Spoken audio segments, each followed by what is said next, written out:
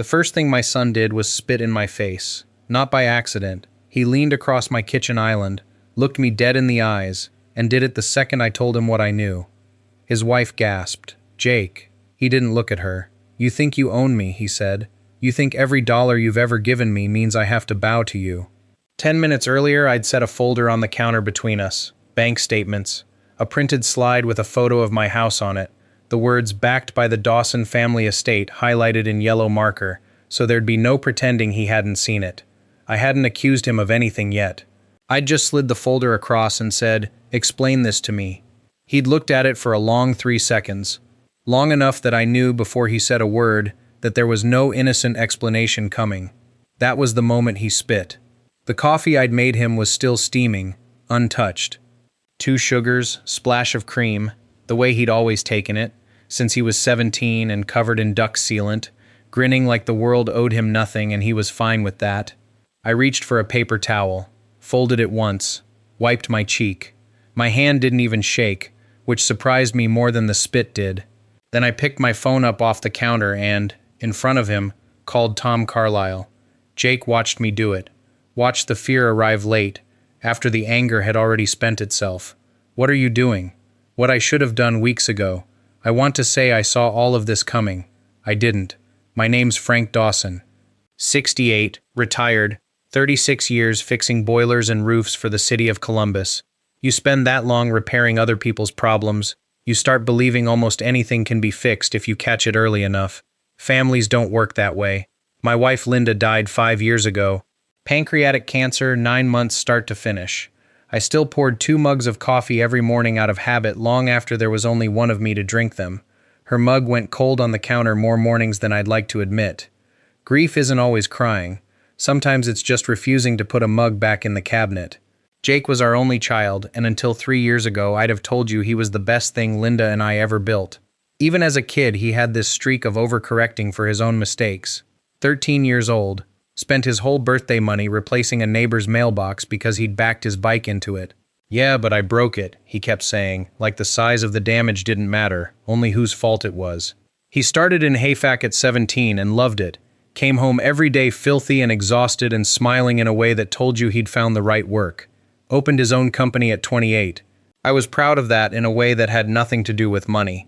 First time he ever borrowed from me, $25,000, after a supplier went bankrupt and took half his deposits with it.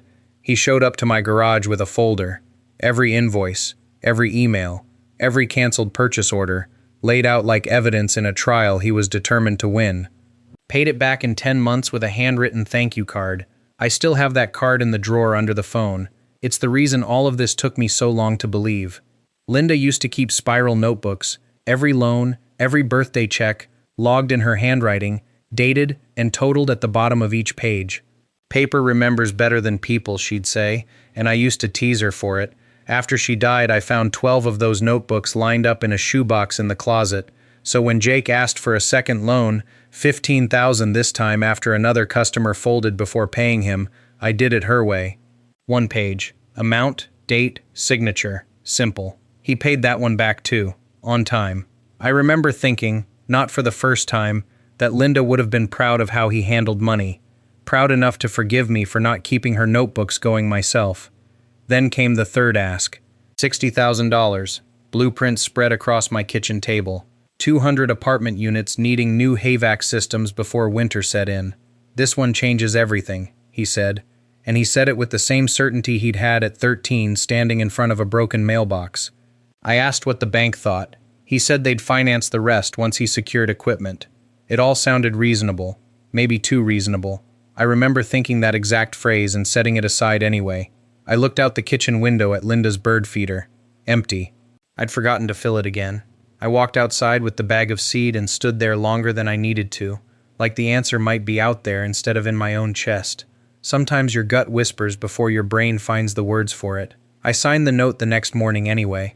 3 weeks later, one of his technicians shook my hand at a job site celebration and said, "So you're the partner." I laughed it off. No, just his father. The man looked genuinely confused. "I figured you owned part of the company. That's what we were told. Told, not assumed." I noticed the word and didn't do anything with it yet. A month after that, I stopped by his office with lunch and passed a man in a navy suit carrying 3 banker boxes of files out to a car. He nodded at me. "I've heard a lot about you." I still didn't pull that thread. I wanted to believe there was nothing there to pull. It was my bank manager who finally made me look straight at it. He called to ask, careful and roundabout, if I'd guaranteed any commercial loans recently. I said no. He went quiet for longer than a simple no should have earned, then said, "I can't discuss another customer's account, but if anybody asks you to sign something, read every page." I drove to my CPA the next morning and laid everything I had on his desk. He read for nearly 20 minutes without saying a word. Then he turned a packet around and tapped one line, buried in small print near the bottom of the last page. A corporate guarantee. My name already typed in, waiting on only one thing. He flipped further back and slid across a glossy investor presentation. Jake's company logo on the first slide. Projected revenue on the second.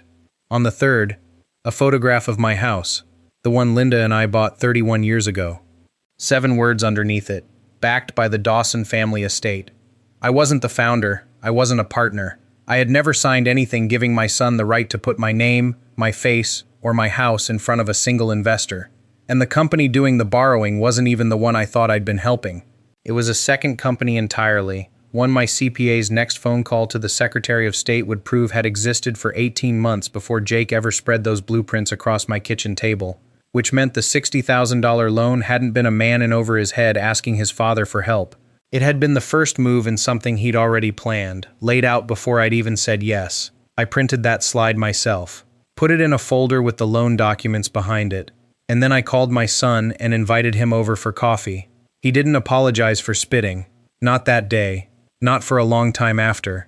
He grabbed his jacket off the bar stool and said, "You have no idea what you just did." "I know exactly what I did," I said. "I called my lawyer. You'll ruin me. You did that part yourself. I just found the paperwork." He left without touching the coffee.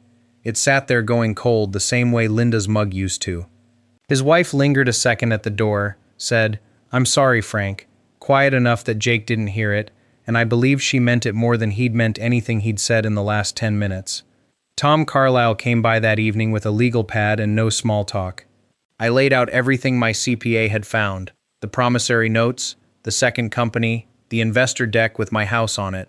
Tom read for a long time without talking, the same unhurried way my accountant had, like both men had learned that bad news doesn't get better for being read fast.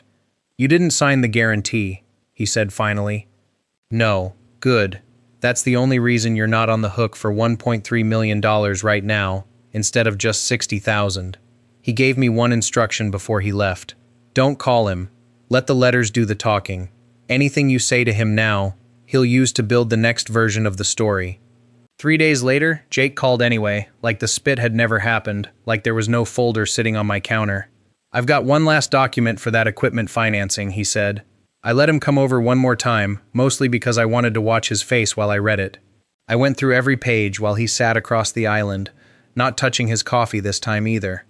Near the back was the same kind of clause my CPA had found before, language that would make every debt of both companies collectible against any guarantor. Mine included, again, buried a little deeper this time, like he'd learned something from getting caught the first time and applied it to hiding it better. I closed the folder. "When were you going to tell me about the second company? I can explain. I hope so. It's complicated." "No," I said, "it isn't. It's 18 months old, and it's got my house on a slide." Then the question that actually mattered, the one I'd been saving. "Why did you tell people I was your financial backer?" He didn't answer. He looked at the folder instead of at me. That was the answer. He left, and this time neither of us pretended there'd be a next visit anytime soon. 2 days later, Tom mailed 7 certified demand letters, one for every promissory note Jake had signed over the years. No threats, no speeches, just the contracts, the dates, and 30 days to respond. Jake called the morning they arrived. "You'd sue your own son? I'd enforce the agreements you signed. I signed those because I trusted you." I closed my eyes. So did I. That's what a signature's supposed to mean, Jake, for both of us. After that, it wasn't dramatic. It was just paper, doing what paper does when nobody's left to argue with it. Commercial clients started asking for updated financials. The bank asked questions. The equipment lender asked questions. A bankruptcy trustee eventually asked questions too. Nobody set out to destroy Jake's business. People just wanted proof of things that had been promised in my name without my knowledge, and proof was the one thing his whole arrangement couldn't survive. The court found the promissory notes valid. The transfers between the two companies got picked apart in discovery, and some assets came back to satisfy what was owed. I recovered most of what I'd loaned, not all of it. Enough. The truck stayed in my garage the whole time. The title had always been in my name, a detail neither of us had thought mattered, back when we still trusted each other enough not to check. Almost 2 years passed before I saw Jake again. I was buying paint rollers at a hardware store when I heard, behind me, quieter than I remembered his voice being, "Dad?" Gray work shirt, someone else's logo on the chest. He looked older than 42, not from wrinkles, but like a man who'd finally stopped performing for a room that wasn't watching anymore. "I'm sorry," he said. I believed he meant it. That didn't erase the folder, or the slide with my house on it, or the taste of that morning, but it mattered. It was the first true thing he'd said to me in over a year. We started slow, coffee once a month, a phone call every few weeks, no business between us, no money, just two people trying to figure out if there was anything left worth rebuilding, one small conversation at a time. Last Thanksgiving he came over early and filled Linda's old bird feeder without being asked. When he came back inside, brushing seed dust off his hands, he said, "Mom would have noticed if it was empty." "Yeah," I said, "she would have." That night, after everyone left, I stood at the sink looking at 2 coffee mugs, mine and Linda's, the one that had sat untouched in the cabinet for 5 years, through all of it.